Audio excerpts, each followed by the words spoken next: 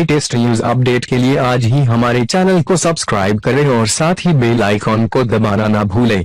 साईं बाबा ने शिरडी को महामारी से बचाया था। इस तरह महामारी से बचने का पहला प्राचीन तरीका यह था कि जैसे ही लोगों को किसी महामारी के फैलने का पता चलता तो वे लोग अपने संपूर्ण शरीर पर ही कड़वी औषधि, नीम, राख आदि जैसे पदार्थ चुपड़ लेते थे। दूसरा यह कि हर गांव में सभी मिलकर हवन करते थे। तीसरे यह कि वहां के स्वस्थ लोग गांव छोड़कर सुरक्षित स्थान पर चले जाते थे।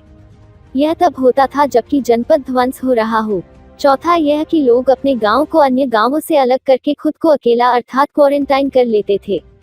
100 साल पहले शिरडी के साईं बाबा ने चौथे तरीके को बहुत ही सफल तरीके से आजमाया था।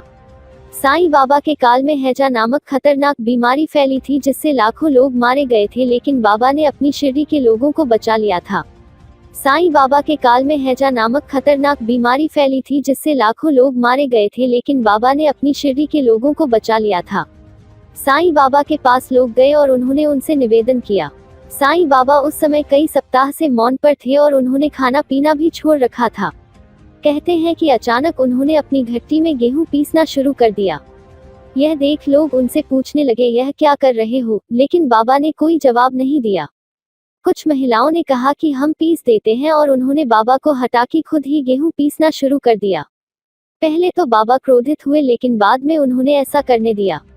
गेहूं पीसते वक्त महिलाएं सोचने लगी कि बाबा का तो घर बार नहीं है, वे तो भिक्षा प्राप्त करने अपना गुजारा करते हैं, फिर वाय जामाई ही उनके लिए खाना ले आती है तो उन्हें इतने आटे की क्या जरूरत?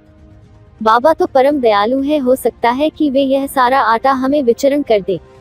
सारा गेहूं पीसने के बाद उन महिलाओं ने आटे के 4 हिस्से किए और अपने अपने हिस्सा का आटे ले जाने लगी। यह देख बाबा क्रोधित होकर कहने लगे, क्या तुम पागल हो गई हो? तुम किसके बाप का माल हड़प कर ले जा रही हो? क्या कोई कर्जदार का माल है जो इतनी आसानी से उठाकर ले जा रही हो? अच्छा, एक काम करो, इसे ले जाकर गांव की मेड़ सीमा पर बिखेर आओ।